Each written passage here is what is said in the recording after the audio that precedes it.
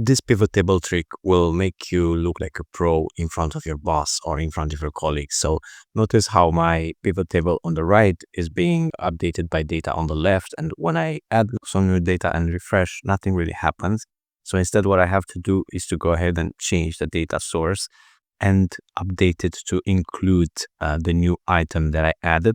And only then I'm able to do this. But there's a better way of doing this. And this is the trick I wanted to show you. I'm recreating the pivot table here, and I'm pressing Ctrl and T to create a table from my data range. And with a table created, I'm simply selecting it and creating a new pivot table based on the original table.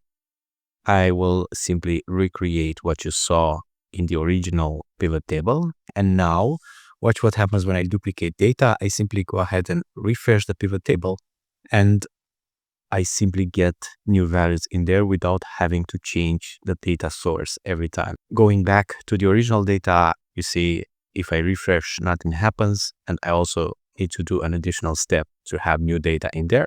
But with this trick that I showed you, we just update the pivot table range to use our table. And then every time we update the table, we have our new data in there. So this is a trick. I hope you liked it. If you did, give this video a thumbs up, subscribe for more videos like this, and comment down below if you have any issues or feedback.